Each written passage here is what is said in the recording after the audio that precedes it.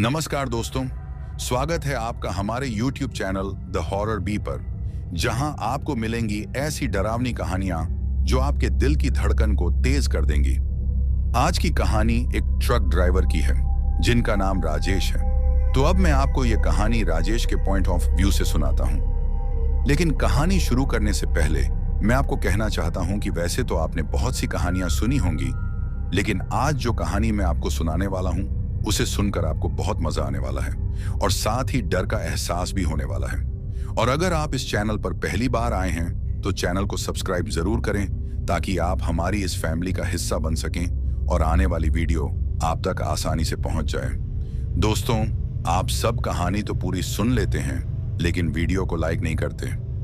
लेकिन इस बार मुझे पूरी उम्मीद है कि आप सब इस वीडियो को लाइक जरूर करेंगे ताकि मुझे भी ये एहसास हो सके कि मेरी मेहनत आपको पसंद आ रही है।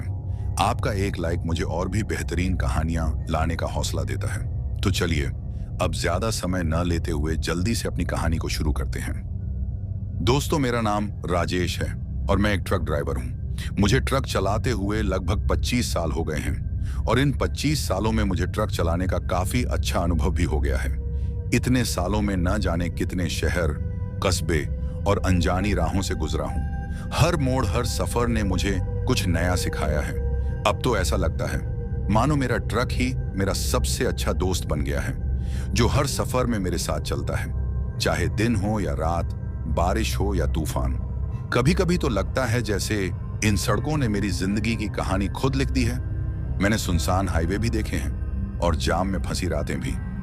पहाड़ों की टेढ़ी मेढ़ी राहों से लेकर गांव की कच्ची सड़कों तक, हर जगह मेरा ट्रक और मैं बस चलते ही रहे। और यकीन मानिए, इन सड़कों पर चलना सिर्फ गाड़ी चलाना ही नहीं होता, बल्कि ये एक अनुभव होता है, एक जज्बा होता है। कभी कभी इन रास्तों पर कुछ ऐसा भी हो जाता है जो जिंदगी भर याद रह जाता है। कुछ बातें तो ऐसी होती हैं जिन्हें सोचकर आज भी मेरी हालत खराब हो जाती है। दोस्तों, आज मैं आपको एक ऐसी ही रात की बात बताने वाला हूं जो मुझ पर और मेरे साथी पर काफी भारी पड़ गई थी। वो रात इतनी भयानक और खौफनाक थी कि आज भी जब मैं उस रात के बारे में सोचता हूं तो मेरी रूह कांप जाती है और मेरे रोंगटे खड़े होने लगते हैं। तो चलिए अब सीधा अपनी कहानी पर आते हैं। दोस्तों, ये बात आज से कुछ साल पहले की है। हर बार की तरह इस बार भी मुझे माल लेकर अपने शहर से दूसरे शहर जाना था। रास्ता काफी लंबा था और मुझे उस माल को पहुंचाने में काफी वक्त लगने वाला था। मतलब कि मुझे दिन को तो ट्रक चलाना ही था, लेकिन रात को भी मुझे ट्रक को चलाना था, क्योंकि माल को सही वक्त पर पहुंचाना काफी जरूरी था। अगर माल सही समय पर नहीं पहुंचा तो इसका नुकसान मुझे काफी भारी पड़ने वाला था, क्योंकि अगर मैं सही समय पर नहीं पहुंचा तो मेरी सैलरी में से माल की भरपाई कर दी जाएगी, और जो कि मैं नहीं चाहता था कि ऐसा कुछ हो। दोस्तों, जब हमें वो माल पहुंचाना था उस वक्त मेरे साथ मेरा एक खलासी होता था। उसका नाम शिवा था। शिवा एक होशियार और काफी अच्छा इंसान है। हालांकि कि आज वो मेरे साथ खलासी नहीं है, लेकिन उस वक्त था जब मेरे साथ वो सब कुछ हुआ था। खैर, शिवा अपने माँ बाप का इकलौता लड़का था। वो घर का काफी गरीब था। कुछ साल पहले ही उसकी माँ की मौत हो गई थी और मरने से पहले उसकी माँ ने मुझसे कहा था कि इसके लिए कोई काम वगैरह ढूंढना बेटे। अब शिवा की माँ के बोलने पर तो मैंने शिवा को एक दुकान पर काम दिलवा दिया था, लेकिन उसका मन वहां नहीं लगा और फिर वो मुझसे कहने लगा, उस्ताद, मुझे भी आपकी तरह ट्रक ड्राइवर बनना है। तो उसके बाद मैंने शिवा को अपने साथ रख लिया था। शिवा जो था मेरे गांव के साथ वाले गांव का था और उसके माँ बाप से मुझे अच्छी खासी बनती थी। खैर, अब सीधा अपनी कहानी पर आते हैं। हर बार की तरह उस दिन भी मैं और शिवा अपने ट्रक को लेकर पहले तो माल लोड करवाने चले जाते हैं, और फिर जब माल लोड हो जाता है तो फिर मैं शिवा से कहता हूँ, शिवा, अब ज्यादा देर मत करो, जल्दी से ट्रक में चढ़ो, हमें अब निकलना होगा। तो मेरी बात सुनकर शिवा भी ट्रक में चढ़ जाता है और फिर हम लोग अपने ट्रक को लेकर अपनी मंजिल की तरफ निकल जाते हैं। हम लोग सुबह के 11 बजे निकल जाते हैं। उस दिन मौसम भी काफी अच्छा लग रहा था और जिस वक्त की मैं आपको बात सुना रहा हूँ वो वक्त सर्दियों का था। खैर, उसके बाद मैं अपने ट्रक को एक पेट्रोल पंप पर ले जाता हूँ ताकि ट्रक में डीजल भरवा सकूं। उसके बाद मैं अपने ट्रक को पेट्रोल पंप पर लगा लेता हूं और फिर डीजल भरवाता हूं। दोस्तों, जो भी बात मैं आपको सुना रहा हूं, इन सब का कोई ना कोई मतलब रहता ही है। अब आप में से बहुत से लोग ये सोच रहे होंगे कि मैं आगे सफर की बात क्यों नहीं कर रहा, पेट्रोल पंप वगैरह इन सब की बात कहानी में क्यों कर रहा हूं। तो आप सबको बताता चलूं कि हर बात का कोई ना कोई मतलब होता है, और इस बात का भी कोई मतलब होगा तभी आपको मैं ये सब बता रहा हूं। कहानी को पूरा सुनोगे तो आपको कहानी की समझ और मजा भी आएगा। खैर, अब कहानी को आगे बढ़ाते हैं। अब जब मैं पेट्रोल पंप पर ट्रक में डीजल भरवा रहा था, उस वक्त एक छोटी सी लड़की मेरे पास आती है। उसकी उम्र यही कोई 12 से 13 साल के बीच की होगी। वो छोटी सी लड़की कुछ बेच रही थी। अब पहले तो मैं डीजल भरवाकर डीजल के पैसे देता हूँ। मेरा खलासी शिवा भी मेरे साथ ही था। हम दोनों ट्रक से बाहर आए थे। उस लड़की के पास बहुत सारी मालाएं थीं जिनको वो बेच रही थी। उसके बाद वो छोटी सी लड़की मुझसे कहती है, अंकल, आपको माला तो नहीं लेनी? ले लो ना, सुबह से एक भी नहीं बिकी। अगर आप मुझसे ये माला खरीदोगे तो मेरी भी बोनी हो जाएगी और आपको भी मुँह गरीब की दुआ लगेगी। वो लड़की देखने में काफी गरीब लग रही थी। उसने टूटी हुई चप्पल पहनी हुई थी और उसके कपड़े भी देखने में काफी पुराने लग रहे थे। उसका चेहरा देखने में काफी मासूम और प्यारा लग रहा था। मुझे उसकी हालत देखकर काफी तरस आ रहा था और मैं सोच रहा था कि ये गरीबी भी क्या चीज है। जिसकी किस्मत में लिखी होती है वही जानता है कि उस पर उस वक्त क्या बीत रही होती है। खैर, उस लड़की की बात सुनकर और उसकी हालत देखकर मैं उससे माला लेने के लिए तैयार हो जाता हूं। लेकिन जैसे ही मैं पैसे निकालने के लिए अपनी जेब में हाथ डालता हूं तो मेरा खलासी शिवा मुझसे कहता है, क्या उस्ताद, आप क्या इस लड़की की बातों में आ रहे हो? इनका तो रोज का काम है ये। और वैसे भी आप इस माला का आखिर करोगे क्या? इसको जाने दो उस्ताद, और चलो जल्दी यहां से चलते हैं, वैसे भी हमें काफी देर हो रही है। तो शिवा की बात सुनकर मैं उससे कहता हूं, देखो शिवा, कभी कभी किसी की मदद कर लेनी चाहिए, क्योंकि आज अगर तुम किसी का भला करोगे तो आगे चलकर तुम्हारा भी भला होगा। और देखो तो, इस बेचारी को ये भीख तो नहीं मांग रही, कम से कम कुछ बेचकर अपना पेट पाल रही है, जो कि बड़ी बात है। और अगर सभी लोग तुम्हारी तरह ही सोचेंगे तो इन जैसे बच्चे को तो फिर भूखा ही मरना पड़ेगा। और तुम ये भी मत भूलो कि तुम भी जब बहुत गरीब थे तो तुम्हारे माँ बाप ने भी तुम्हें किन हालातों से पाला होगा। और फिर मैं शिवा से ये भी कहता हूँ कि कम से कम तुम तो ऐसी बात मत करो। मेरी बात सुनकर शिवा शांत हो जाता है।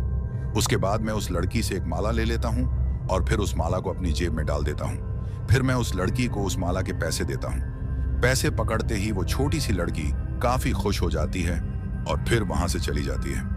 उसके बाद मैं और शिवा ट्रक में बैठ जाते हैं और फिर मैं अपना ट्रक स्टार्ट करके आगे की तरफ बढ़ जाता हूँ। अब ट्रक चलाते चलाते जब मैं शिवा की तरफ देखता हूँ तो वो अभी भी शांत बैठा हुआ था।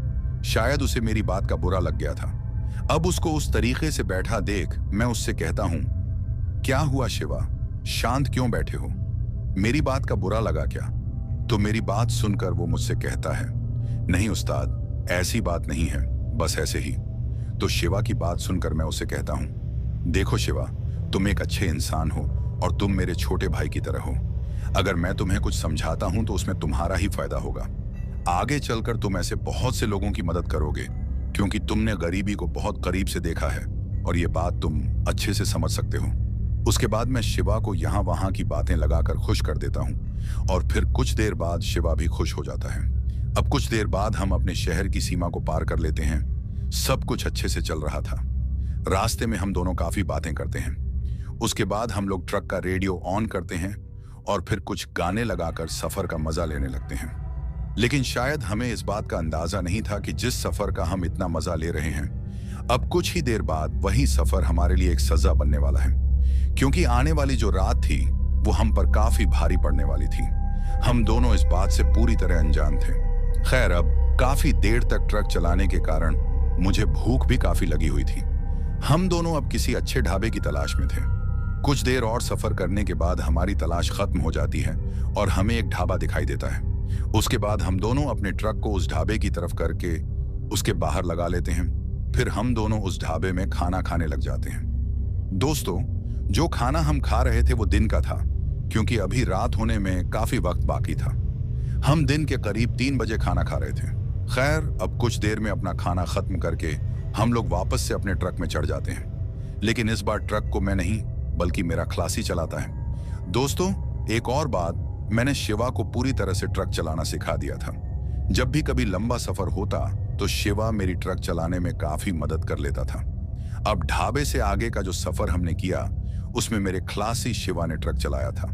अब कुछ देर और आगे चलने के बाद मैं शिवा से कहता हूँ, शिवा तुम ध्यान से ट्रक को चलाना, मैं कुछ देर आराम करता हूँ। तो मेरी बात सुनकर वो मुझसे कहता है, कोई बात नहीं उस्ताद, आप ट्रक में पीछे लगे बेड पर सो जाओ, मैं ध्यान से ट्रक को चलाऊंगा, आप फिक्र मत करो।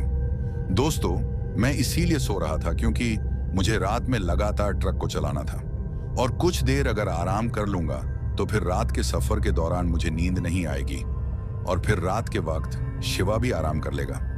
दोस्तों, यही फायदा होता है जब दोनों को ट्रक चलाना आता हो। एक अगर सो भी जाए तो दूसरा ट्रक चलाता रहता है और सफर काटने में कोई दिक्कत नहीं आती। खैर, उसके बाद मैं पीछे ट्रक में लगे बेड पर लेट जाता हूँ और कुछ ही देर बाद मेरी आंख लग जाती है, मतलब मुझे नींद आ जाती है। लेकिन ये मेरी सबसे बड़ी गलती होती है कि उस वक्त मैं सो गया था। अगर मैं उस दिन ना सोता तो शायद वो हादसा हमारे साथ ना होता जो अब आगे चलकर हमारे साथ होने वाला है। खैर, मेरे सोने के बाद मेरा खलासी लगातार ट्रक चलाता रहता है और फिर काफी देर ट्रक चलाने के बाद शाम हो जाती है।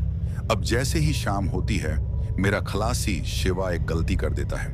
वो गलती इतनी भयानक हो सकती है शायद शिवा ने कभी सोचा भी नहीं होगा। उस गलती का खामियाजा हम लोगों को आगे चलकर भुगतना पड़ता है। दोस्तों, अब आप लोग ये सोच रहे होंगे कि ऐसी क्या गलती मेरे खलासी ने की होगी जिसका खामियाजा हमें भुगतना पड़ता है।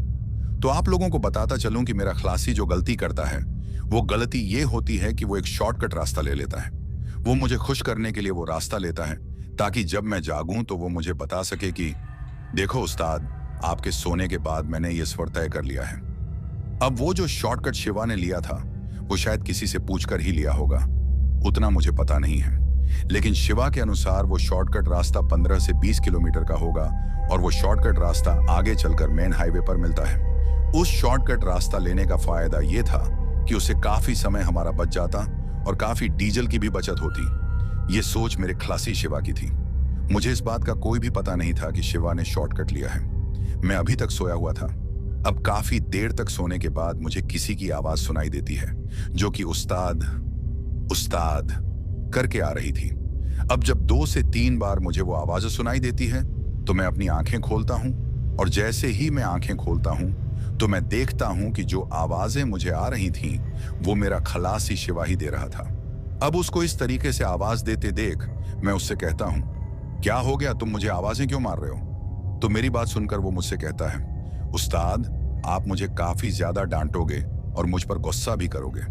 तो उसकी बात सुनकर मैं पहले तो ट्रक के पीछे बेड से थोड़ा सा ऊपर की तरफ जाता हूं और फिर उससे कहता हूं, आखिर तुम्हारे कहने का क्या मतलब है? मैं तुम पर गुस्सा क्यों करूंगा? आखिर बात क्या है, बताओगे भी? तो मेरी बात सुनकर वो मुझसे कहता है, उस्ताद मैंने एक गलती कर ली है और शायद मुझे वो नहीं करनी चाहिए थी। तो शिवा की बात सुनकर मैं उससे कहता हूं, आखिर पूरी बात बताओगे भी कि क्या गलती की है तुमने और मैं क्यों गुस्सा करूंगा? तो मेरी बात सुनकर वो मुझसे कहता है, उस्ताद मैंने इस सफर को थोड़ा कम करने के लिए एक शॉर्टकट रास्ते का सहारा लिया था, लेकिन मैं काफी देर से ट्रक चला रहा हूं ना, तो मुझे ये रास्ता खत्म होता दिखाई नहीं दे रहा है और ना ही मुझे मेन हाईवे अभी तक दिखाई दिया है। उस्ताद टेंशन वाली बात तो ये है कि ये सड़क कच्ची है और अब ऊपर से मौसम भी खराब हो गया है। और उस्ताद बाहर की तरफ तो देखो, हल्की फुल्की बूंदाबांदी भी शुरू हो गई है और अगर ये बारिश तेज हो गई तो हम लोग इस कच्ची सड़क में फंस जाएंगे। मुझे कुछ समझ नहीं आ रहा उस्ताद कि अब मैं क्या करूं। अपने खलासी शिवा की बात सुनकर मुझे सच में काफी ज्यादा गुस्सा आ रहा था और मुझसे उसने काफी खरी खोटी सुनी भी। लेकिन अब गुस्सा करके मैं करता भी क्या? हम लोग उस शॉर्टकट रास्ते में काफी अंदर तक आ गए थे। वापस भी हम जा नहीं सकते थे क्योंकि रास्ता बिल्कुल सिंगल था और इतने बड़े ट्रक को उस सड़क पर मोड़ना लगभग नामुमकिन था।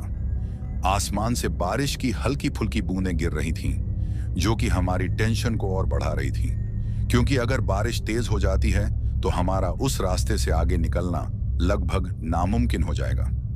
मुझे अपने ट्रक में पड़े माल की काफी फिक्र हो रही थी।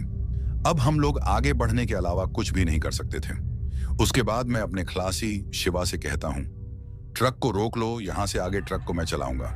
मेरी बात मानकर शिवा ट्रक को रोक लेता है और फिर मैं ड्राइवर सीट पर बैठ जाता हूँ। उसके बाद हम लोग आगे की तरफ बढ़ जाते हैं। अब जैसे जैसे हम आगे की तरफ बढ़ रहे थे, रास्ता और भी सुनसान और डरावना होता जा रहा था। काला घना अंधेरा चारों तरफ फैला हुआ था। हमें उस रास्ते में सिवाय सामने की तरफ की सड़क के, जो कि हेडलाइट्स के सहारे दिख रही थी, उसके अलावा और कुछ भी दिखाई नहीं दे रहा था, क्योंकि अंधेरा काफी ज्यादा घना था। बारिश अब थोड़ी थोड़ी और तेज होती जा रही थी, लेकिन अब मैं ट्रक को रोकना नहीं चाहता था। मैं बस यही सोच रहा था कि किसी तरीके से यहां से निकला जाए, नहीं तो अगर बारिश और ज्यादा तेज हो गई तो फिर हमारा यहां से निकलना बहुत मुश्किल हो जाएगा, क्योंकि वैसे भी ये रास्ता कच्चा है और ज्यादा बारिश के कारण ट्रक को स्लिप होने का खतरा हो जाएगा, और मैं ये सब नहीं चाहता था। इसलिए मैं ट्रक को थोड़ा तेज कर लेता हूं ताकि सड़क के पूरी तरह भीगने से पहले यहां से निकला जाए। लेकिन कभी कभी जो हम सोचते हैं वैसा होता नहीं है। अब जैसे जैसे हम लोग आगे की तरफ बढ़ रहे थे, माहौल और भी डरावना होता जा रहा था। जिस शॉर्टकट रास्ते से हम लोग चल रहे थे, उस रास्ते के दोनों तरफ काफी घना जंगल था, और कभी कभी तो हमें उस जंगल की तरफ से काफी अजीब आवाजें भी आ रही थी। अब ट्रक चलाते चलाते मेरा खलासी मुझसे कहता है, उस्ताद, आपको क्या लगता है अभी कितना समय लगेगा हमें इस रास्ते से बाहर निकलते हुए? तो शिवा की बात सुनकर मैं उससे कहता हूँ, इसका पता तो मुझे भी नहीं है कि कितना समय लगेगा, और मैं कौन सा यहाँ रोज आता हूँ। दोस्तों, मुझे अभी भी अपने खलासी शिवा पर गुस्सा था, क्योंकि मैं अभी भी यही सोच रहा था कि इसको ये शॉर्टकट रास्ता नहीं लेना चाहिए था।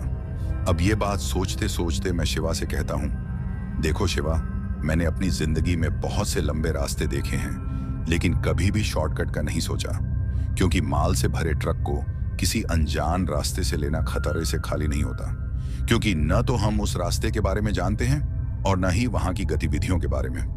मेरी बात को शिवा काफी ध्यान से सुन रहा था और एकदम शांत बैठा था।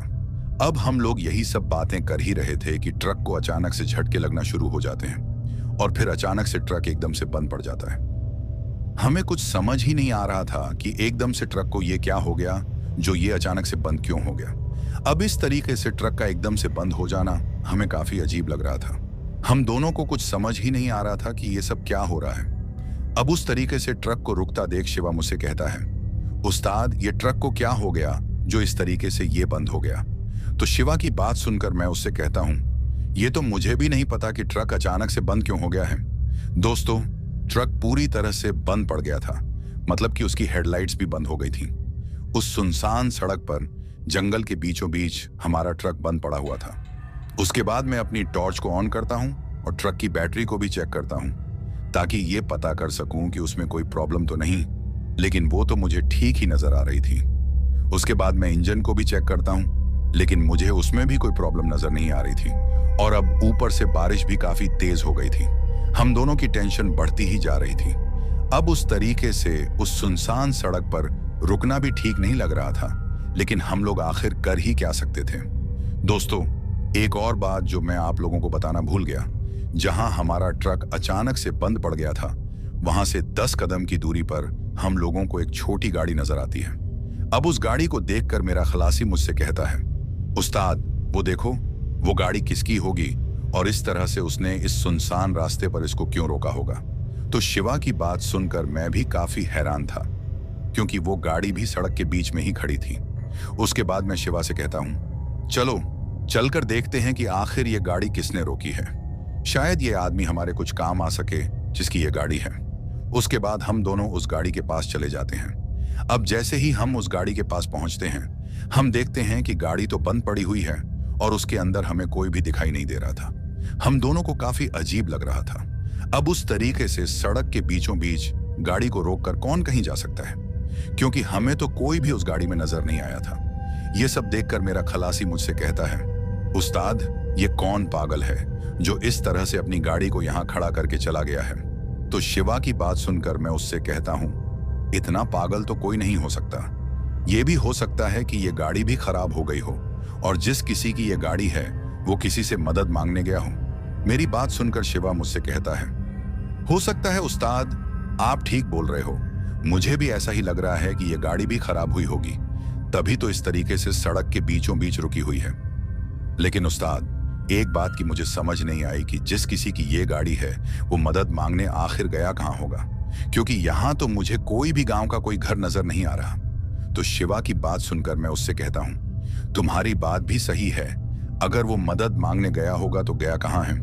तभी मैं अपनी टॉर्च को सड़क के चारों तरफ घुमाता हूँ। मुझे कोई भी रास्ता नजर नहीं आ रहा था, लेकिन फिर मैं और शिवा उस सड़क के थोड़ा और आगे जाते हैं तो तभी हमें एक रास्ता दिखाई देता है जो कि सड़क के नीचे की तरफ जाता हुआ हमें दिख रहा था।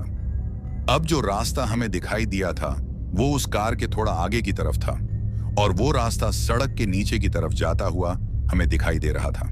अब उस रास्ते को देखकर मैं शिवा से कहता हूं, देखो शिवा, ये रास्ता जरूर किसी गांव की तरफ जा रहा होगा। चलो इस रास्ते पर जाते हैं और देखते हैं कि ये रास्ता कहां तक जाता है।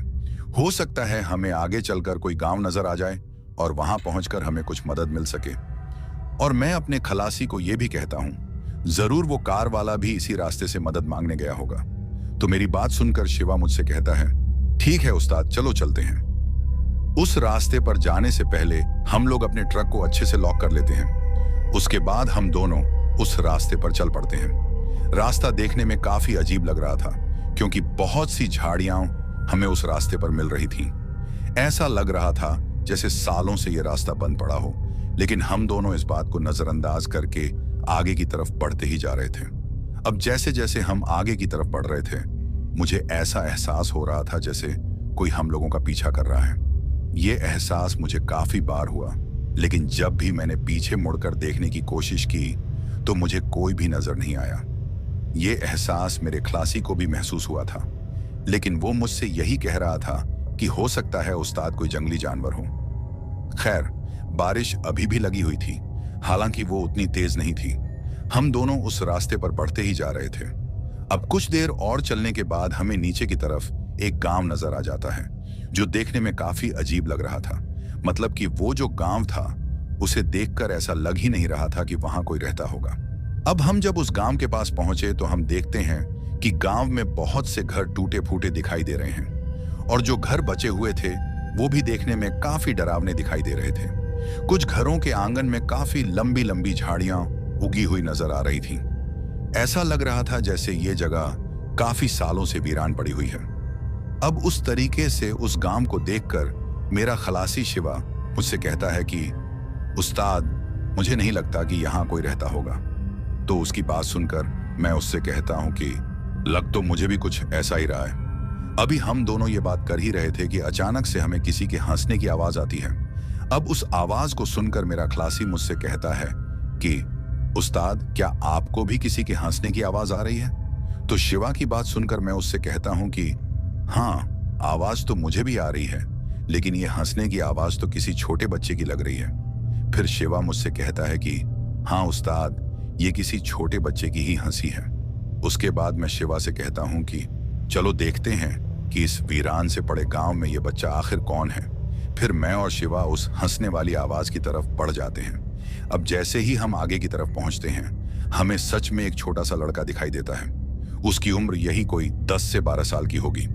अब उसको उस तरीके से हंसता देख मैं उस लड़के को आवाज लगाकर कहता हूं, अरे छोटू, तुम हंस क्यों रहे हो और तुम्हारे मम्मी पापा कहाँ हैं? अब जैसे ही मैंने उस बच्चे से ये सब पूछा तो पहले तो वो हमें देखकर चुप हो जाता है और फिर काफी ध्यान से हमारी तरफ देखता है।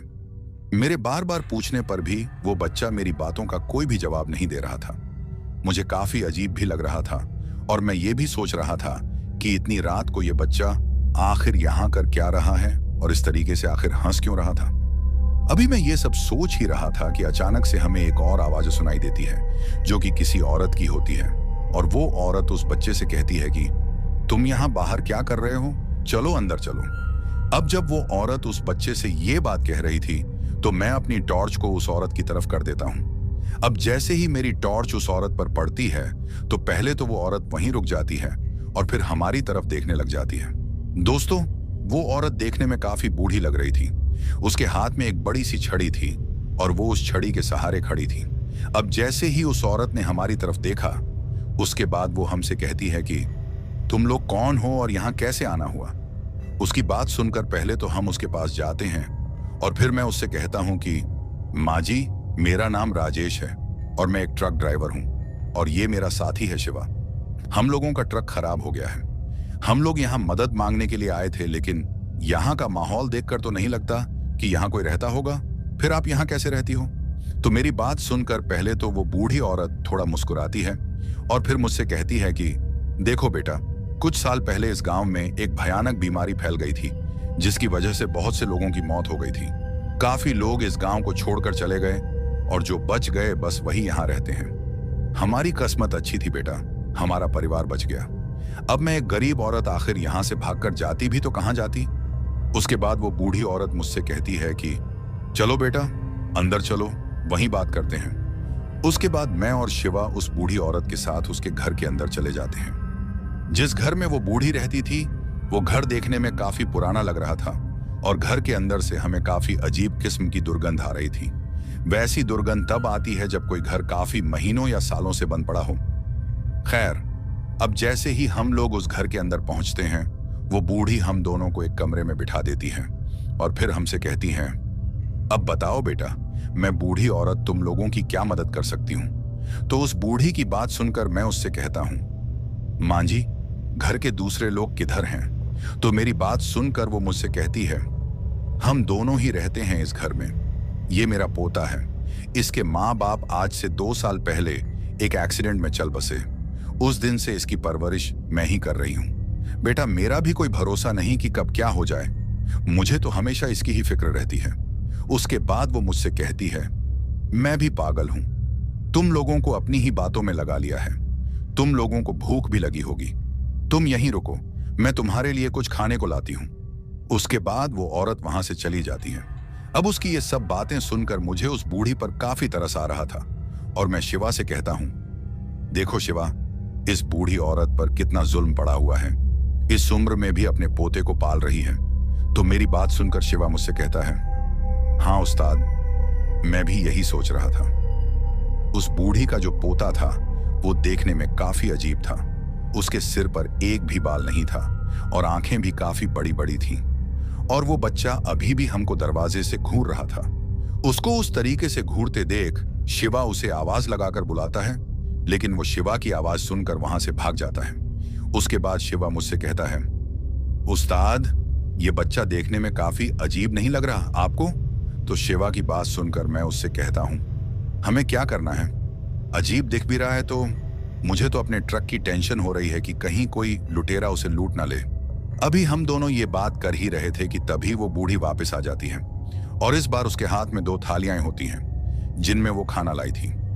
भूख तो मुझे काफी लगी हुई थी। उसके बाद वो बूढ़ी दोनों थालियां शिवा के आगे रख देती है और शिवा से कहती है, बेटा, ये दूसरी थाली अपने साथी को पकड़ाओ। अब उसको इस तरीके से बोलते देख मुझे काफी अजीब लग रहा था, क्योंकि वो बूढ़ी मेरे पास ना आकर शिवा के पास ही आ रही थी और जब 2 गिलास पानी लाई तो वो भी उसने शिवा के आगे ही रख दिए थे और उससे फिर से ये बात कही, दूसरा गिलास अपने साथी को पकड़ाओ। दोस्तों, पता नहीं क्यों लेकिन वो बूढ़ी मेरे करीब नहीं आ रही थी, मुझसे थोड़ी दूरी बनाकर रख रही थी। खैर, मैं इस बात को नजरअंदाज करके अपने खाने की थाली की तरफ देखता हूँ और जैसे ही मैं खाने की थाली की तरफ देखता हूँ तो मुझे दिखता है कि खाने में मांस बना हुआ है और वो मांस देखने में काफी लजीज बना हुआ दिखाई दे रहा था। लेकिन एक बात की समझ मुझे अभी तक नहीं आ रही थी, इतनी रात को, वो भी इस वक्त और इतने कम समय में इस बूढ़ी औरत ने ये मांस आखिर लाया कहां से? और अगर लाया भी तो इतनी जल्दी बनाया कैसे? अभी मैं ये सोच ही रहा था कि तभी वो बूढ़ी मुझसे कहती है, क्या बात है बेटा, तुम खाना खा क्यों नहीं रहे? तो उसकी बात सुनकर मैं उस बूढ़ी से कहता हूं, माँ जी, आपने एकदम से ये खाना कैसे बना लिया? तो मेरी बात सुनकर वो बूढ़ी मुझसे कहती है, अभी नहीं बनाया बेटा, दिन को बनाया था, अभी तो सिर्फ खाना गर्म किया है, तुम खा लो। खैर, अब मैं इस बात को न सोचकर उस मांस को खाने लग जाता हूँ और मेरा खलासी भी उस मांस को खाने लग जाता है। मेरा अंदाजा बिल्कुल सही निकलता है। वो मांस सच में काफी लजीज बना हुआ था और जैसा मांस मैं आज खा रहा था, अपनी जिंदगी में आज से पहले मैंने कभी ऐसा स्वादिष्ट मांस नहीं खाया था। अब थोड़ी देर में हम लोग अपना खाना खत्म कर देते हैं। उसके बाद मैं उस बूढ़ी औरत से पूछता हूँ, माँ जी, इस गांव में कोई मैकेनिक होगा क्या? तो मेरी बात सुनकर वो मुझसे कहती है, अभी तो तुम लोगों को कोई मैकेनिक नहीं मिलेगा, लेकिन जैसे ही सुबह होगी इस गांव से आगे एक और गांव है, वहां एक मैकेनिक रहता है, वो शायद तुम्हारी कुछ मदद कर ले। उसके बाद हम लोग वहां से उठ जाते हैं और उस बूढ़ी औरत से कहते हैं, माँ जी, हम लोगों ने आपको इतनी तकलीफ दी, आपने हम लोगों को खाना खिलाया और हमें उस मैकेनिक के बारे में भी बताया, तो अब हम दोनों को जाना होगा। तो मेरी बात सुनकर वो बूढ़ी मुझसे कहती है, इसमें तकलीफ की क्या बात है बेटा, तुम दोनों मेरे मेहमान हो और मेहमान की तो खातिरदारी होती है। और वो हमसे ये भी कहती है, बेटा देखो, अभी रात बहुत हो गई है और इस गांव के बाहर काफी जंगली जानवर भी घूमते हैं और अब तुम लोगों का इस वक्त यहां से निकलना खतरे से खाली नहीं होगा। मेरी बात मानो, आज की रात यहीं रुक जाओ, सुबह होते ही निकल जाना। और रही तुम्हारे ट्रक की बात, तो उसे भी कुछ नहीं होगा, तुम्हें अपने ट्रक की ही फिक्र होती होगी, मुझे पता है।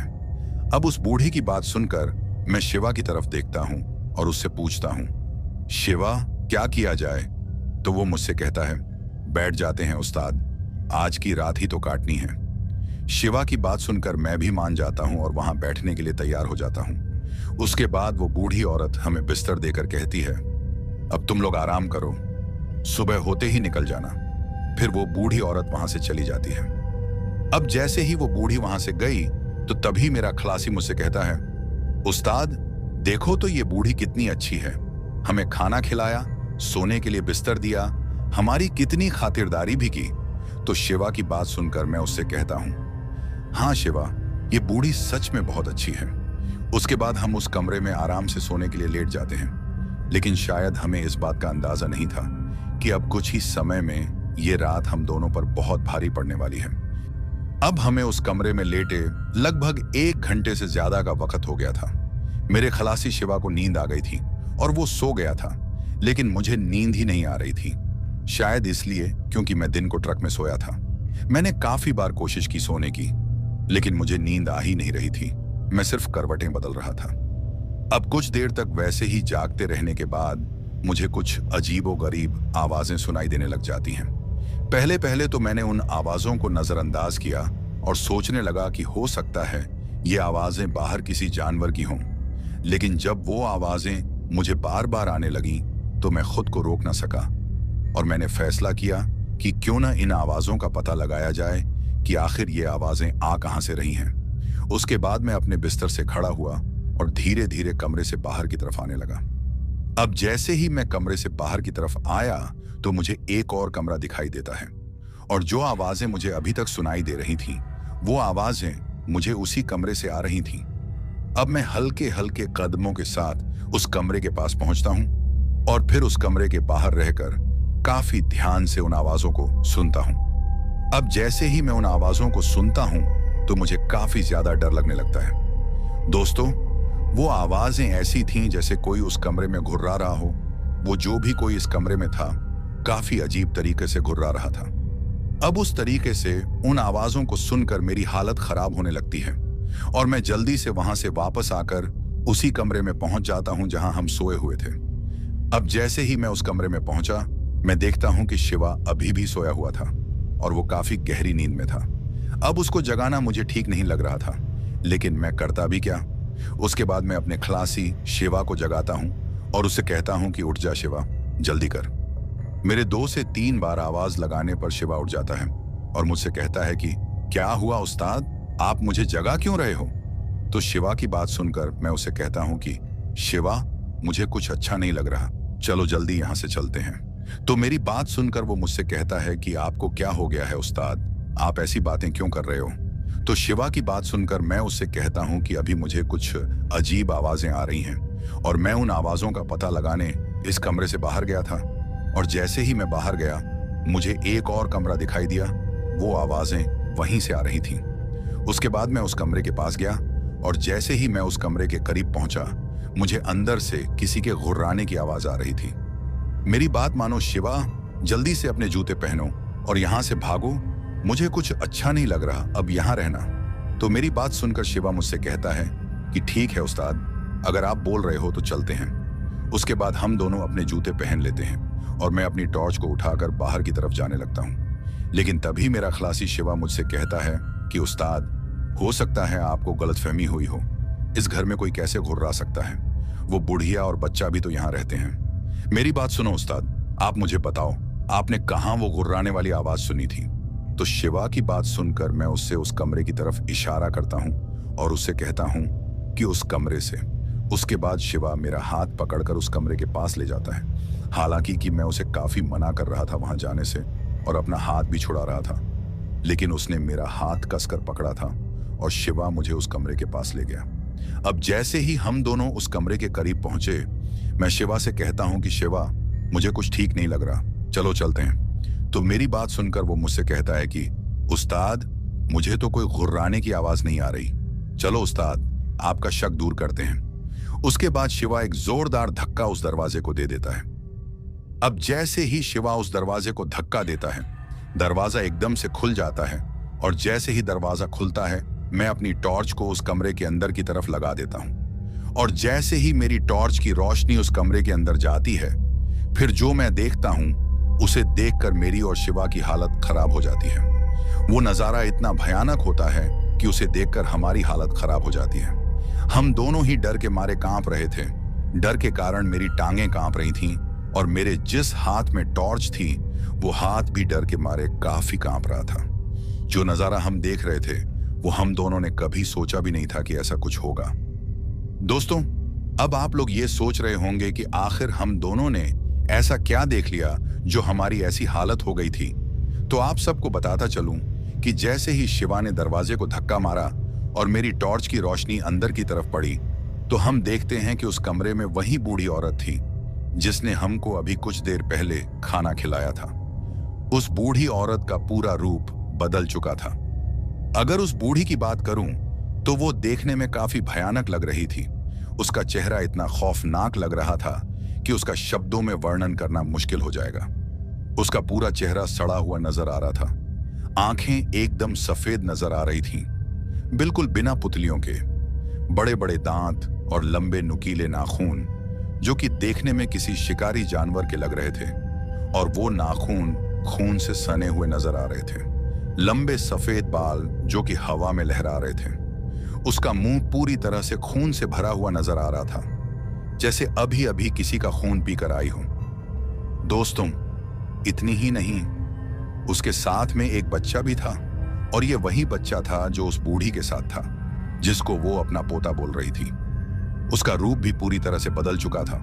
वो भी काफी भयानक नजर आ रहा था। उसकी आंखें भी काफी बड़ी बड़ी नजर आ रही थीं। ऐसा लग रहा था जैसे अभी बाहर की तरफ गिर जाएंगी। उसके दांत भी काफी डरावने नजर आ रहे थे और हाथों में खून लगा हुआ था जिसको वो अपनी जीभ से चाट रहा था। वो बच्चा एक छोटे से प्रेत की तरह लग रहा था और वो बूढ़ी एक चुड़ैल बन चुकी थी। वो दोनों मिलकर एक आदमी को खा रहे थे जो कि नीचे की तरफ मरा हुआ था। उस आदमी की छाती पूरी तरह से उस चुड़ैल ने फाड़ दी थी और वो चुड़ैल उस आदमी के शरीर से उसके अंग निकालकर अपने उस छोटे से बच्चे को खिला रही थी जो अब एक प्रेत बन चुका था। और शायद ये वही आदमी मरा हुआ था जिसकी गाड़ी हमें सड़क में दिखाई दी थी। शायद ये आदमी भी हमारी तरह यहाँ मदद मांगने आया होगा, लेकिन उस बेचारे की इन दोनों ने इतनी बुरी हालत कर दी थी कि मैं आप लोगों को बता भी नहीं सकता। अब जब हम दोनों उन दोनों को उस तरह से उस आदमी को खाते देख लेते हैं तो कुछ पलों के लिए तो वो दोनों हमारी तरफ देखकर एकदम से चौंक जाते हैं। अब उनकी असलियत हम दोनों को पता चल चुकी थी, लेकिन मेरी हालत इतनी खराब हो चुकी थी कि मेरे हाथ से टॉर्च नीचे की तरफ गिर जाती है। अब जैसे ही वो टॉर्च नीचे गिरती है, वो चुड़ैल काफी भयंकर तरीके से गुर्राने लग जाती है। मैं चुपचाप वैसे ही खड़ा था, मानो मेरे शरीर ने काम करना छोड़ दिया हो। मेरी आवाज अंदर ही दबकर रह चुकी थी। अब जैसे ही वो चुड़ैल अंदर से गुर्राती है, मेरा खलासी शिवा हिम्मत करके उस दरवाजे को जल्दी से बंद कर देता है और बाहर से कुंडी लगा देता है। उसके बाद वो टॉर्च को उठा लेता है और फिर मुझसे कहता है, उस्ताद भागो, अब जितना जल्दी हो सके अपनी जान बचाओ। उसकी बात सुनकर मैं अभी भी वैसे ही खड़ा था, क्योंकि मैं वो सब देखकर सहम सा गया था। उसके बाद शिवा मेरा हाथ पकड़ता है और मुझे बाहर की तरफ खींचता है। अब जैसे ही मैं शिवा के साथ उस घर से बाहर आ जाता हूं, तो मैं भी अब थोड़ी हिम्मत करता हूं और खुद को संभालते हुए काफी तेजी से भागने लग जाता हूं। दोस्तों, जब हम उस गांव से बाहर की तरफ भाग रहे थे तो पूरे गांव का नक्शा बदल चुका था। वो गांव अब देखने में और डरावना लग रहा था। पूरा गांव एक खंडहर में बदल चुका था। अब भागते भागते हमें अचानक से पीछे की तरफ से कुछ टूटने की आवाज आती है, और जो टूटने की आवाज हमको आई थी वो आवाज शायद दरवाजा टूटने की थी जिसको शिवा ने बंद किया था। उस चुड़ैल और उस छोटे से प्रेत ने शायद वो दरवाजा तोड़ दिया था। अब किसी भी वक्त वो हम तक पहुंच सकते थे। उस टूटने की आवाज सुनकर हम दोनों काफी तेजी से उस रास्ते की तरफ भाग रहे थे जो उस सड़क की तरफ जा रहा था। हम दोनों काफी डरे हुए थे क्योंकि हम लोगों को पता था कि अगर एक बार हम उन लोगों के हाथ लग गए तो फिर हम दोनों को कोई भी नहीं बचा सकता। अब जब हम उस रास्ते की तरफ भाग रहे थे तो हमें पीछे से काफी भयानक आवाजें आ रही थीं। वो आवाजें ऐसी थीं जैसे काफी लोग हम दोनों का पीछा कर रहे हों। मैंने भागते भागते हल्का सा पीछे की ओर देखा, और जो मैंने देखा उसे देखकर तो अब मेरी और भी हालत खराब हो जाती है। दोस्तों, मैं देखता हूं कि उस गांव के बाहर अब हमें बहुत से लोग दिखाई दे रहे थे जो देखने में तो इंसान बिल्कुल भी नहीं लग रहे थे, और वो सभी लोग हम दोनों का पीछा कर रहे थे। शायद ये सभी प्रेत थे और ये गांव पूरी तरह से भूतिया था, तभी ये सब हमारे पीछे पड़े थे। अब भागते भागते मैं शिवा से आगे निकल जाता हूँ। शिवा भी मेरे पीछे पीछे दौड़ रहा था। उस रास्ते में ऊपर की तरफ हम भाग रहे थे। रास्ता चढ़ाई पर था, लेकिन भागने के सिवा हम कुछ कर भी नहीं सकते थे। टॉर्च जो थी वो शिवा के पास ही थी, वो भी काफी डरा और सहमा हुआ नजर आ रहा था। अब जैसे ही मैं थोड़ा आगे की तरफ गया तो मैं जाकर एक झाड़ी के साथ टकरा जाता हूँ। मुझे अंधेरे में वो झाड़ी दिखी ही नहीं थी क्योंकि टॉर्च तो शिवा के पास थी और शिवा मुझसे थोड़ा पीछे की तरफ था, जिसकी वजह से उस टॉर्च की रोशनी मुंह तक नहीं पहुंच पाई थी। अब जैसे ही मैं उस झाड़ी से टकराया, मैं उस झाड़ी में बुरी तरीके से फंस जाता हूँ क्योंकि वो जो झाड़ी थी वो कांटों वाली झाड़ी थी, और अब जो कांटे थे वो मुझे काफी बुरे तरीके से चुभ रहे थे। लेकिन डर इतना था कि मैं किसी तरह से खुद को छुड़ाना चाहता था। तभी मैं खुद को छुड़ाने की कोशिश करता हूँ और फिर जबरदस्ती करके खुद को उस कांटों वाली झाड़ी से अलग करता हूँ। अब मैं उस झाड़ी से तो छूट गया था, लेकिन छूटते ही मेरे हाथ बुरी तरीके से घायल हो गए थे। मतलब कि उन कांटों से मेरे जो हाथ थे वो छिल चुके थे और उन पर बहुत गहरे कट्स आ गए थे, जिसकी वजह से मेरे हाथ से अब खून बहने लग जाता है। अब मैं उन घावों को नजरअंदाज करके आगे की तरफ बढ़ता ही जा रहा था, लेकिन मेरे हाथ से खून अभी भी निकल रहा था। अब इस तरीके से उस खून को निकलते देख मैं अपने जेब में हाथ डालता हूं ताकि रूमाल निकाल सकूं, और फिर उस रूमाल को अपने उस हाथ पर बांध दूं जिस हाथ से वो खून निकल रहा था। अब जैसे ही मैंने अपना हाथ जेब में डाला तो मैं देखता हूं कि रूमाल के साथ एक माला भी निकलती है, और ये वही माला होती है जो सुबह मैंने उस छोटी सी लड़की से खरीदी थी। अब जैसे ही मैं रूमाल के साथ उस माला को देखता हूं कि तभी मेरा जो क्लासी शिवा था उसकी चीख मुझे सुनाई देती है। अब उसकी ऐसी चीख सुनकर मैं पीछे की तरफ देखता हूं। अब जैसे ही मैं पीछे की तरफ देखता हूं तो मुझे दिखाई देता है कि मेरा जो क्लासी था उसका पैर स्लिप हो गया था और वो नीचे की तरफ गिरता हुआ मुझे दिखाई दे रहा था। अब गिरते गिरते शिवा मुझसे कहता है, बचाओ उस्ताद, मैं गिरा नहीं बल्कि कोई मुझे नीचे की तरफ खींच रहा है। अब जब शिवा के मुंह से मैं ये बात सुनता हूं तो मुझे काफी डर लगता है, क्योंकि अब मुझे पता चल चुका था कि ये जरूर उस चुड़ैल और उस छोटे से प्रेत का काम है। वही दोनों शिवा को नीचे की तरफ घसीट रहे हैं। उस वक्त जो मेरी हालत थी मैं आप लोगों को बता नहीं सकता, क्योंकि मेरे पास दो रास्ते थे। या तो मैं अपनी जान बचाकर वहां से भाग जाऊं या फिर शिवा की जान बचाने के लिए उसके पीछे जाऊं, और अगर मैं उसे बचाने गया तो मेरी जान भी खतरे में आ जाएगी। लेकिन फिर मैं खुद को समझाता हूं और मैं फैसला करता हूं कि चाहे जो हो जाए मुझे शिवा को बचाने की कोशिश करनी ही होगी, क्योंकि शिवा अपने माँ बाप का इकलौता लड़का था और मैं उसे अपने छोटे भाई की तरह मानता था। उसके बाद मैंने थोड़ी हिम्मत की और वापस पीछे की तरफ भागने लगा, जिस तरफ वो प्रेत शिवा को नीचे की तरफ घसीट रहे थे। अब कुछ देर दौड़ने के बाद मैं शिवा के काफी करीब पहुंच जाता हूं, और जो मैं देखता हूं उसे देखकर मेरी आंखें फटी की फटी रह जाती हैं। दोस्तों, मैं देखता हूं कि शिवा की छाती पर वो छोटा सा प्रेत बैठा हुआ था, और ये वही प्रेत था जो कुछ देर पहले उस बच्चे के रूप में था। शिवा बहुत जोरों से चीख रहा था। शायद उस प्रेत ने अपने नाखून शिवा के कंधों में ढसा रखे थे, लेकिन मैं किसी तरह से खुद को हिम्मत देकर शिवा के करीब पहुंच जाता हूं और फिर मैं शिवा को पकड़ने की कोशिश करता हूं। अब जैसे ही मैं शिवा के काफी करीब चला जाता हूं तो वो जो प्रेत था वो शिवा को छोड़ देता है और फिर पीछे की तरफ हो जाता है। अब इस तरीके से उस प्रेत को पीछे की तरफ हटता देख मुझे कुछ समझ नहीं आ रहा था, लेकिन फिर मैं इस बात को ज्यादा ना सोचकर शिवा को जल्दी से उठा लेता हूँ और उसे वापस से भगाकर ऊपर की तरफ आ जाता हूँ। अब जैसे ही मैं ऊपर की तरफ आता हूँ, मुझे अपने आगे वो बूढ़ी नजर आती है और वो काफी भयानक तरीके से हम लोगों को देख रही थी। अब उसको उस तरीके से देखकर मेरी हालत खराब हो जाती है, लेकिन फिर मैं सोचता हूं कि अभी तक इस बूढ़ी और उस छोटे से प्रेत ने मुझ पर कोई हमला नहीं किया और ना ही ये बूढ़ी मेरे करीब आई है, क्योंकि जब मैं उसके घर पर गया था तभी वो बूढ़ी मेरे करीब नहीं आई थी। अब इसी बात को सोचकर मैं बिना डरे ही उस बूढ़ी के करीब जाता हूं और जैसे ही मैं उस बूढ़ी चुड़ैल के पास पहुंचता हूं तो वो बूढ़ी काफी जोरों से चीखती है। ऐसा लग रहा था जैसे उसे किसी चीज से तकलीफ हो रही है और फिर एकदम से वो चुड़ैल हमारा रास्ता छोड़ देती है। अब इस तरीके से चुड़ैल को भागता देख मेरी हिम्मत और बढ़ जाती है और फिर मैं सोचता हूं कि आखिर ये चुड़ैल और वो प्रेत मुझसे दूर क्यों भाग रहे हैं। लेकिन फिर मेरी नजर मेरे हाथ में पड़ी माला पर जाती है।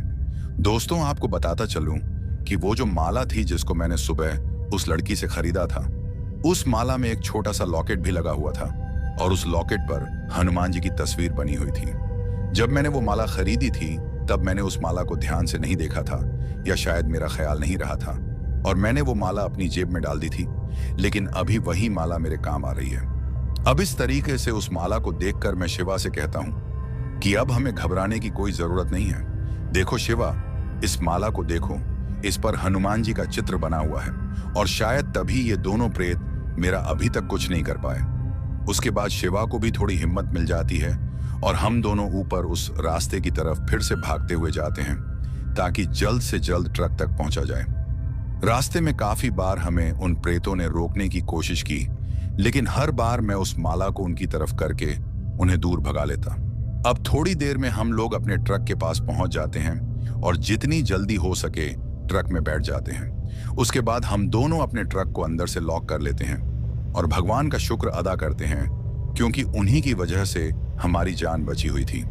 हमें उन प्रेतों और उस चुड़ैल की काफी भयानक आवाजें आ रही थीं, लेकिन हम दोनों उन आवाजों को नजरअंदाज करते हुए उस माला में लगी हनुमान जी की तस्वीर को प्रणाम करते हैं।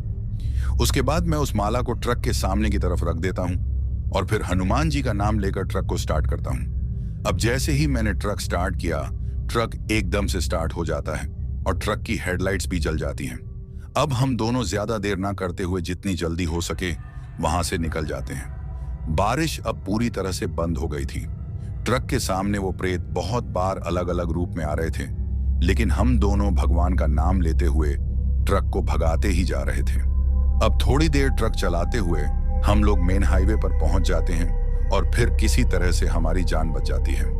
उसके बाद हम लोग सीधा अपनी मंजिल पर जाकर रुकते हैं और भगवान का शुक्रिया अदा करते हैं, क्योंकि अगर आज वो ना होते तो हमारी जान का बचना मुश्किल हो जाता।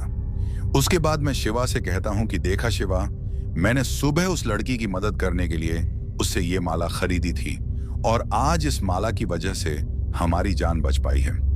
इसलिए तुमसे कहता हूं कि हमें कभी कभी किसी जरूरतमंद की मदद कर लेनी चाहिए, क्योंकि अगर हम ऐसा करेंगे तो ऊपर वाला भी हमारी मदद करेगा। दोस्तों, जब हम अपनी मंजिल पर पहुंच जाते हैं तो हम दोनों को काफी उल्टियां होने लग जाती हैं। शायद हमने उस बूढ़ी के घर जो मांस खाया था, ये सब उसी की वजह से हो रहा था। उल्टी में हमें सड़ा हुआ मांस निकल रहा था, जिसकी बदबू इतनी गंदी थी कि मैं आप लोगों को बता भी नहीं सकता।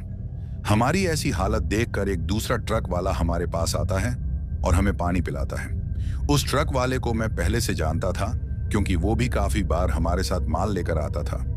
उसके बाद वो हम दोनों से पूछता है कि आप दोनों की ऐसी हालत कैसे हो गई जो दोनों को एक साथ उल्टियां हो रही हैं। तो उस ट्रक वाले की बात सुनकर हम उसको अपनी पूरी आपबीती सुनाते हैं। हमारी बात सुनकर वो काफी हैरान हो जाता है और हमसे कहता है कि तुम्हारी किस्मत अच्छी थी जो बच गए, नहीं तो उस तरफ से रात के वक्त जिंदा आना खतरे से खाली नहीं है। और वो हमसे ये भी कहता है कि मैंने सुना है कि जिस गांव की तुम दोनों बात कर रहे हो वो गांव भूतिया है।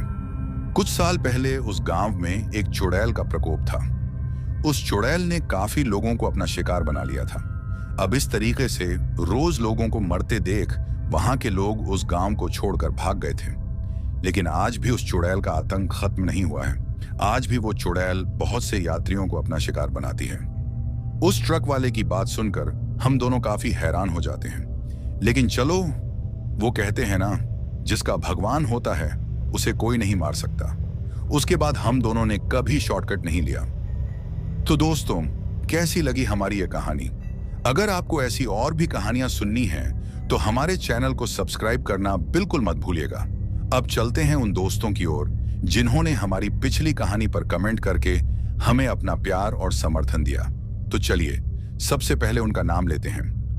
पहले हैं हरदीप सिंह पंजाब से, दीपांशु पांडेय हैं अयोध्या उत्तर प्रदेश से, शोभा अशोक हैं हरियाणा से, संजू हैं अमेरिका से, प्रसेनजीत मानसी हैं बिष्णुपुर उत्तर दिनाजपुर से, आकेश बाबू हैं छत्तीसगढ़ रायपुर से, हलीम हाशमी हैं लखनऊ से, प्रशांत बाजपेयी हैं शाहजहांपुर से, अपोंग नागा हैं नागालैंड से, जसवीर हैं कहिला जम्मू कश्मीर से, रबिन लामा हैं सऊदी अरब से, सुनील टाक नीरू टाक और रुचि हैं बीकानेर राजस्थान से, ताहिर सिद्दीकी हैं मुंबई से, कोमल बर्मन हैं बांग्लादेश से, हरिकिशन शशि और अनुष्का सक्सेना हैं कचौरा हाथरस से, अरूज हैं लाहौर पाकिस्तान से, नकुल पासवान हैं बिहार से, सुमित्रा बारिक हैं साउथ अमतला से, बुबू मोनी बरुआ हैं गहपुर असम से, मोहम्मद ताजुद्दीन हैं तेलंगाना से, इरुण कोहोने हैं बड़ौदा गुजरात से, निश्चल हैं रोमानिया बुकारेस्ट से, गुलाम रसूल हैं हैदराबाद पाकिस्तान से, अली हसन हैं फिरोजाबाद से, संतोष हैं नेपाल से, देबाशीष हैं साउथ अमतला से, अवैस राजपूत हैं बहरीन से, तनवीर हैं महाराष्ट्र से, हैप्पी सिंह हैं अमृतसर पंजाब से, बलदेव कौर हैं मलेशिया से, अजमल हैं कीरतपुर से, उदयवीर सिंह हैं बरहट से, सुमित्रा हैं कोलकाता से, अंशुल भिंड हैं मध्य प्रदेश से, सैयद इरफान हैं कराची पाकिस्तान से, उमेश चावरिया हैं भुसावल से, प्रज्ञा जोशी हैं गुजरात से, शहीदुल सलाम हैं त्रिपुरा से, सत्यनारायण माथुर हैं उदयपुर राजस्थान से, शाहनवाज अहमद हैं रांची झारखंड से, ब्रिजमोहन हैं शाहदरा दिल्ली से, हरजी कुमार हैं पाकिस्तान से, राहुल हैं दिल्ली से, सुरेश है महाराष्ट्र से, रवि किशन हैं चंदौली से, चंदन सिंह हैं बिहार से, शॉन स्विफ्टी हैं लंदन से, कौशल हैं मथुरा उत्तर प्रदेश से, जय हैं मुंबई से, अनिल महाजन हैं सूरत गुजरात से, साजिदा रहमान हैं असम गुवाहाटी से, रवि हैं कर्नाटक हुबली से, रजाक हैं शेगांव से, किरण हैं मुंबई से, विनरिक हैं मणिपुर से, परितोष हैं दरभंगा बिहार से, शकील हैं गुवाहाटी असम से, कृष्णा हैं महाराष्ट्र से, फरीद हैं पाकिस्तान से, मोनू कुमार हैं पठानकोट से, वीरेंद्र चीमा हैं हरियाणा कुरुक्षेत्र से, दुआ हैं केरल से, अरविंद हैं हरियाणा से, अमरीक सिंह हैं पंजाब से, राजेश हैं ओडिशा से, सचिन पांडे हैं श्रावस्ती से, राज हैं जालंधर से, निखिल हैं गांधीनगर दिल्ली से, सौरभ हैं सेल्सियस से, सिमरन हैं पंजाब से, तुषार बख्शी हैं पश्चिम बंगाल से, माधव थापा हैं असम से, अशोक आर्य हैं गाजियाबाद से, सुशांत हैं अहमदाबाद गुजरात से, कल्पना राजगुरु हैं ओडिशा से, कमल हैं कुल्लू मनाली हिमाचल प्रदेश से, विनोद गुप्ता हैं गोवा से और सबसे आखिर में हैं तुषार महाराष्ट्र से। दोस्तों, ये थे उन लोगों के नाम जिन्होंने हमारी पिछली कहानी पर कमेंट करके हमें बताया कि वो कहां से हमारी कहानियां सुनते हैं और उन्हें हमारी कहानी कैसी लगी। इसके साथ ही अगर किसी का नाम छूट गया हो तो वो कमेंट करके हमें जरूर बताना, आने वाली वीडियो में उनका नाम लिया जाएगा। दोस्तों, दूसरी वीडियोस की तरह इस वीडियो पर भी अपना प्यार दिखाइए और मुझे सपोर्ट करिए, क्योंकि आप सबके सपोर्ट के कारण ही मैं यहाँ तक पहुँचा हूँ और मुझे उम्मीद है कि आप लोगों के बलबूते ही एक दिन हमारी ये फैमिली काफी आगे तक जाएगी। चैनल पर अगर कोई नया है तो चैनल को सब्सक्राइब जरूर करें ताकि आप भी हमारी इस फैमिली का हिस्सा बन सकें। और जिन लोगों ने पहले से ही हमारे चैनल को सब्सक्राइब किया है उन सभी का मैं तहे दिल से शुक्रगुजार हूं। इसके साथ ही मैं आप सबसे अलविदा कहना चाहता हूं। बाय दोस्तों।